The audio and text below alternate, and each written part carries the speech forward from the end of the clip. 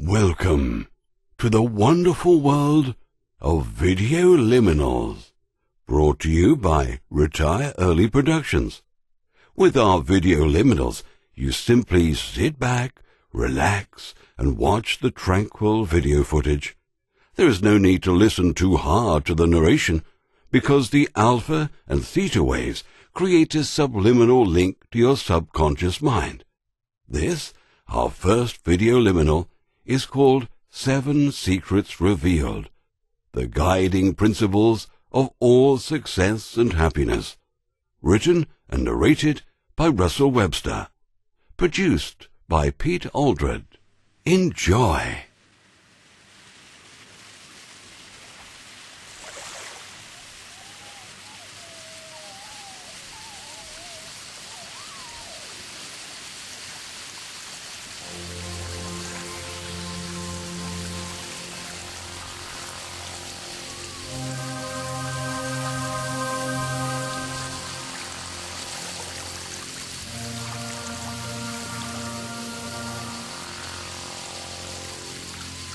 High above the plains, close to the hilltop, nestled into a warm, sheltered glade that was protected by trees softly blowing in the mountain breeze. They settled down to relax and listen to the words of wisdom from he that knew. They drank from a specially prepared potion that prepared their minds and listened. As each secret was revealed to them, a light of understanding lit up inside them and was followed by a calm and tranquility they had never known before.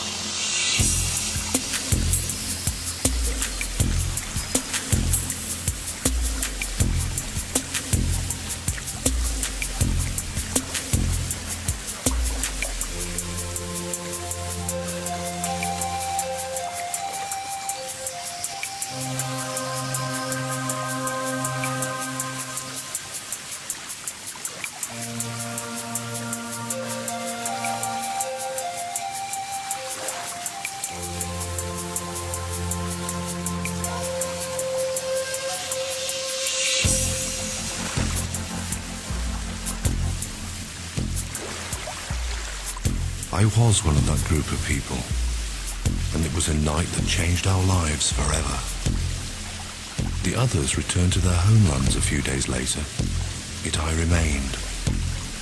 The following day, I revisited the scene of our enlightenment and sought out the master, a frail old man whose silver-grey hair stretched down to the base of his spine.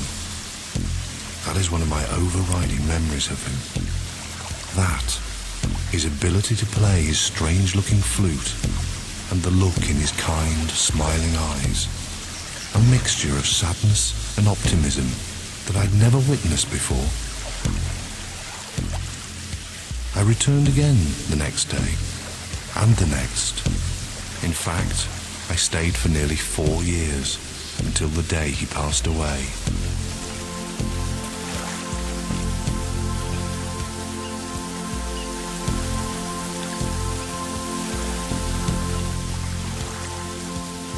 I made him a promise that day. I promised to take over his mantle and eventually write about what I had learned, so that the secrets would live on.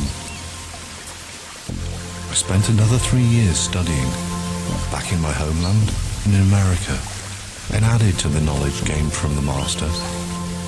Finally, I felt ready to write about what I had learned and keep my promise. Many of the words are straight from the master, from that first evening up in the hills, and the many days and nights that followed. Some are from my own experience.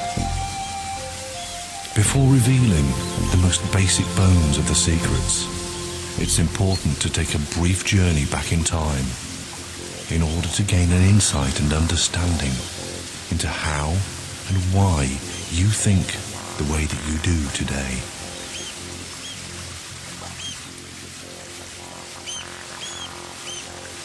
Can you remember back to your childhood?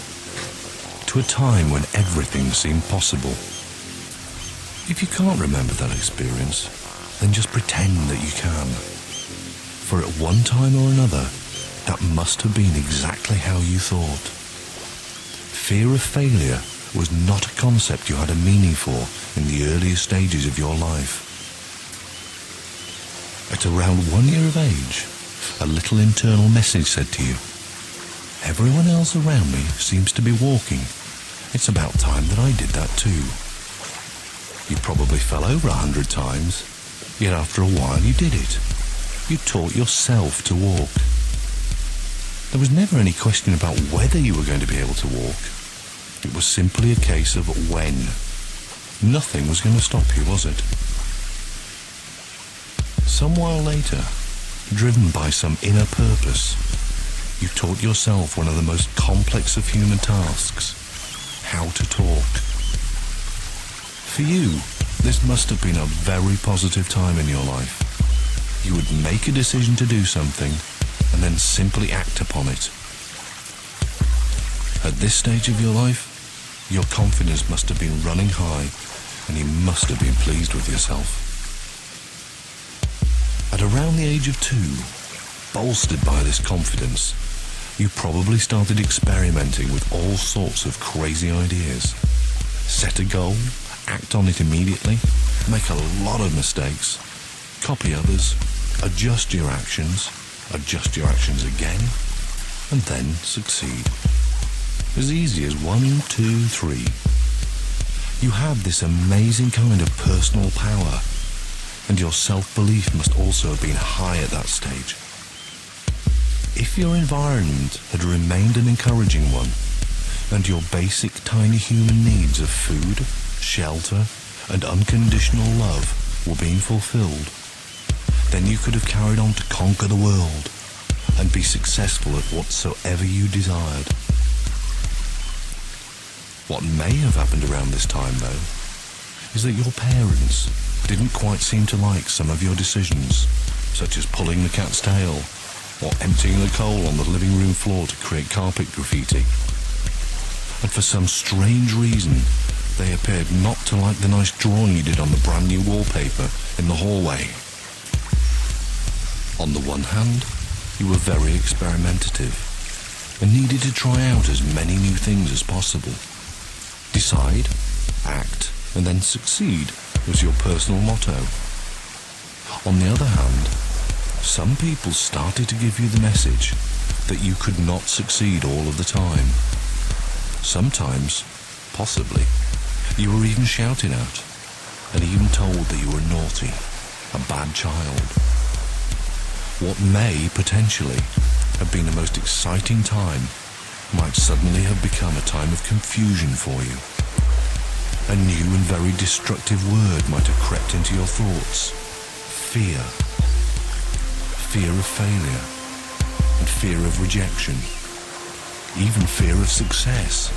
Because sometimes your definition of success brought about criticism. Under the circumstances, who could blame you for that confusion? Until that point in time, you were very success-orientated and indeed successful. All of a sudden, the very people that you most respected and loved were possibly giving you the message that you can't always get what you want, that you can't always succeed. As the next few years progressed, and dependent upon the events surrounding those years, you may have made the decision that you could not have everything you would like to have in life. But hopefully, you remained experimentative. You also probably drew some pretty wild pictures of all sorts of things, and probably played imagination games on your own and with friends. It is entirely possible that this part of you went underground as such. The experimentative side of you might have had to become a little bit silent, maybe more of a fantasy than a potential reality.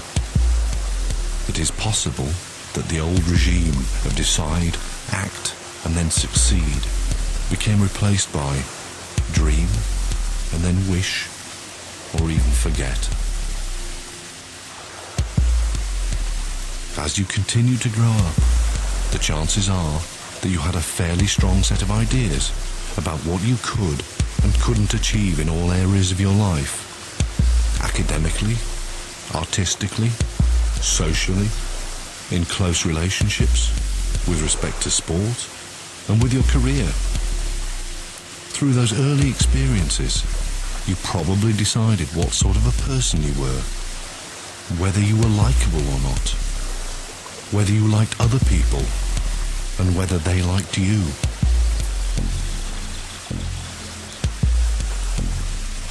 Something else that may also have had some bearing upon those thought processes would have been the fact that the average child in their junior school years is known to receive an average of 75 positive, praising comments throughout the course of an average day.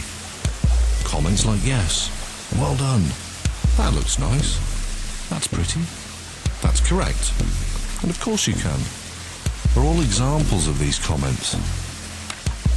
However, the average child also receives a few non-supportive, negative comments during the course of the same day. In fact, a recent survey showed that it is 460 of them. Comments like, no, you can't do that, don't, you'll never manage it, don't be silly, you are naughty, when will you ever learn, be realistic, that's impossible, learn to walk before you can run, you'll never be able to have one like that. Perhaps you can remember some of both types of comments, either at school or at home. It would be interesting to know which set of comments you most remember. Some of the negative comments may well have been self-inflicted. How many times did you fail a test at school? Did you then say to yourself, I'm a bit of a failure at this? Or when you missed the ball in a sports match, perhaps you thought, I made a mess of that. I'm not a very good player, really. Many people still do this in adulthood. Beating up on ourselves has become a national pastime. Have you ever done it? Despite all of the influences of your childhood, you are probably still quite keen to leave school or further education and go out and make your mark in life. Although you could be forgiven for not quite knowing what that mark was going to be, there was, quite possibly, a slight confusion between what you would like to achieve and what you thought was realistic. That new word, fear, had probably remained in your dictionary since the age of 2. Fear of failure may well have stopped you from doing many of the things you have dreamt about. Fear of failure has many companions, and you'll probably recognize some of them, either in yourself or in others you know. Fear of failure's closest companions are fear of rejection, fear of criticism, fear of death, fear of poverty, and seemingly odd, fear of success. Most other fears, and I'm sure you can think of lots more, are offspring of these basic fears. Armed with the possibility of failure and a collection of fears, whether small or large, you probably made your first career choice based upon your beliefs about what was possible for you to achieve, and a set of your own personal values about what was important to you in your life. The question to ask of yourself now is quite simple. Are you on the path that you always dreamt of being on when you were young? Or are you being dragged along by circumstance, along someone else's path? Are you following your dream, or are you helping someone else to fulfill theirs? Is your life driven by a special purpose, something you simply have to achieve? And are you doing all the things that are important to you as a human being? Perhaps the best way to answer that question is to ask a few other ones. If you were to win the lottery this week, then what would you do with the money and with the time? If you could choose to be at the top of any career you wish, then what would it be? And how would your lifestyle be? Who would you share your good fortune with? What would you do for others? And possibly, in the most simple of terms available, as you think back and imagine how it may have felt as a young child to have no concept of failure. And if you knew now that you could not fail to achieve anything you decided to achieve, then what might you attempt? Allow your imagination to run wild for a minute or two, for this is one of the starting points for all success.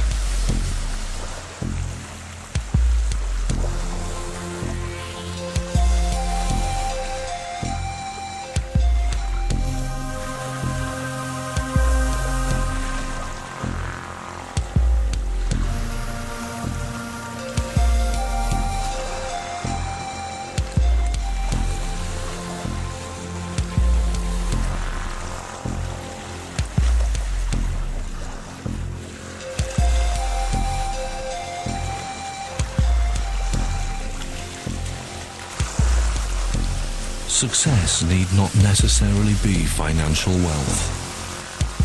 It is whatever it means to you, whether that be more money and more time to spend it, or perhaps as simple as a promotion at work. It could be contributing to others, or finding your perfect partner in life and enjoying an amazingly fulfilling relationship. It may be raising happy, well-balanced children who have a high self-worth. Maybe it's as simple as having the time to do exactly what you want, when you want to do it, and with whom you want to do it.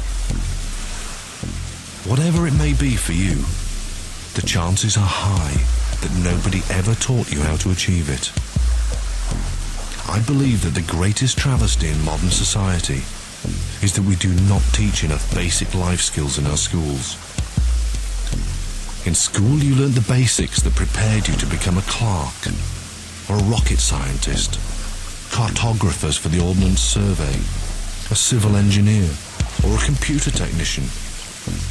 Yet nobody taught you the fundamental principles of how to understand yourself and others, how to maximize your personal potential, and how to turn your daydreams into reality.